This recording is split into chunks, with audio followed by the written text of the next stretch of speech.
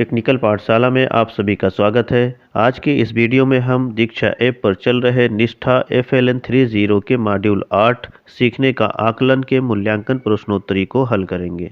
जैसा कि आप सभी को पता है कि इस बार प्रत्येक प्रशिक्षण के अंत में मूल्यांकन के लिए कुल 40 संभावित प्रश्नों में से 20 प्रश्न पूछे जाते हैं।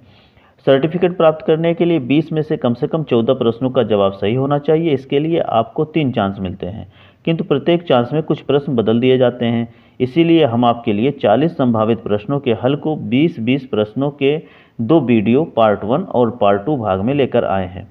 सभी 40 संभावित प्रश्नों का हल जानने के लिए 20-20 प्रश्नों के दोनों वीडियो पार्ट 1 और पार्ट 2 को अवश्य देखें। दोनों वीडियो का लिंक आपको इस वीडियो के डिस्क्रिप्शन बॉक्स में मिल जाएगा। तो चलिए वीडियो को शुरू करते हैं।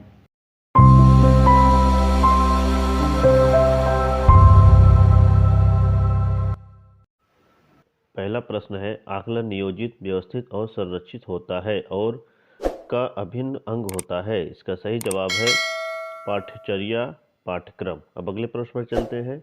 आकलन सूचना शिक्षक की FLN पाठन सामग्री का निर्णय और नियोजन करने में सहायता करती है। इसका सही जवाब बच्चों के सीखने को सतर्क अवलोकन के साथ उपयुक्त शिक्षण विधि का प्रयोग करते हुए पढ़ाने और मार्गदर्शन करने के लिए। अब अगले प्रश्न पर चलते हैं। खिलौनों और शैक्षणिक खेल सामग्री को विकासात्मक रूप में उपयुक्त, सांस्कृतिक रूप से उचित और होना चाहिए। इसका सही जवाब है सभी बच्चों की रुचियों से जुड़ा और अपने घर के परिवेश से सुयोजित। अब अगले प्रश्न पर चलते हैं। बुनियादी साक्षरता और संख्या ज्ञान की शिक्षण अधिगम प्रक्रिया में खिलौना आधारित शिक्षण विधि को एकीकृत करने का अंतिम लक्ष्य है। इसका सही जवाब है बच्चों की समीक्षात्मक चिंतन, सृजनात्मक सोच, संवाद करने, उच्च श्रेणी की विकासात्मक उपयुक्त पुस्तकों का आनंद लेने, स्वतंत्रता पूर्वक अभिव्यक्त करने और समस्या समाधान करने में। अब अगले प्रश्न पर चलते हैं। गणित या हस्त कौशल क्षेत्र में नहीं होता। इसका सही जवाब है पेंट और ब्रश। अब अगले प्रश्न पर चलते हैं। 360 डिग्री रिपोर्ट कार्ड में शामिल होगा। इसका सही जवाब है एक बच्चे के व्यक्तित्व के सभी पहलू। अब अगले प्रश्न पर चलते हैं। जब शिक्षक बच्चे से कहानी की पुस्तक का मुख्य आवरण और पीछे का आवरण दिखाने को कहता है तो शिक्षक में परिगत का अवलोकन और आकलन कर रहा है। इसका सही जवाब है बुनियादी साक्षरता।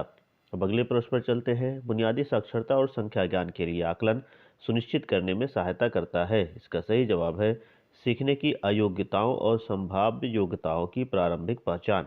अब अगले प्रश्न पर चलते हैं। निम्नलिखित में से कौन सा रूब्रिक को आकलन के साधन के रूप में प्रयोग करने के लिए सही नहीं है। इसका सही जवाब है एक शिक्षक के लिए बच्चे को उत्तीर्ण अनुत्तीर्ण करने का अवसर। अब अगले प्रश्न पर चलते हैं। बच्चों के अवलोकन और विश्वसनीय सूचना एकत्र करने का तरीका नहीं है। इसका सही जवाब है साथ ही शिक्षक से बात करना। अब अगले प्रश्न पर चलते हैं। शिक्षक को सकारात्मक होना चाहिए के लिए। इसका सही जवाब है प्रत्येक बच्चे के सीखने। अब अगले प्रश्न पर चलते हैं। एक बच्चा एक पंक्ति में रखी वस्तुओं को छू और गिन रहा है। शिक्षक बच्चे की में प्रगति का अवलोकन कर रहा है। इसका सही जवाब है बुनियादी संख्या ज्ञान। अब अगले प्रश्न पर चलते हैं। पढ़ने का बहाना करने के लिए एक गतिविधि है। इसका सही जवाब है बुनियादी साक्षरता। अब अगले प्रश्न पर चलते हैं। FLN में शिक्षक बच्चों का सबसे अच्छा काम एकत्रित करता है और उसे एक फाइल फोल्डर में सीखने के प्रमाण के रूप में रखता है। फोल्डर को कहा जाता है। इसका सही जवाब है पोर्टफोलियो। अब अगले प्रश्न पर चलते हैं।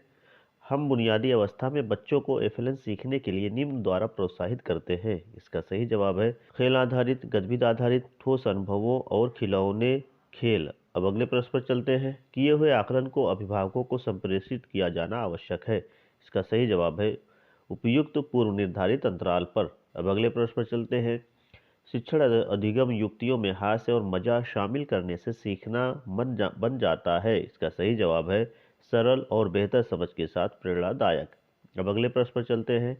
जारी आकलन सूचना के लिए आवश्यक है। इसका सही जवाब है विकासात्मक उपयुक्त FLN कार्यक्रम के नियोजन एवं कार्यान्वयन। अब अगले प्रश्न पर चलते हैं। शिक्षकों को आदर्श साक्षर गणितीय व्यवहार की आवश्यकता होती है। इसका सही जवाब है गतिविधियों के लिए निर्देश देते समय।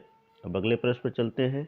बाल केंद्रित समय पर किया गया आकलन बच्चों को स्कूल के लिए तैयार होने में मदद करेगा। इसका इसका सही जवाब है उन्हें स्वस्थ, संज्ञानात्मक और भावात्मक रूप से सक्षम व्यक्ति के रूप में विकसित करने। इस तरह से आप देख सकते हैं हमने 20 में से 20 प्रश्नों का जवाब दे दिया है।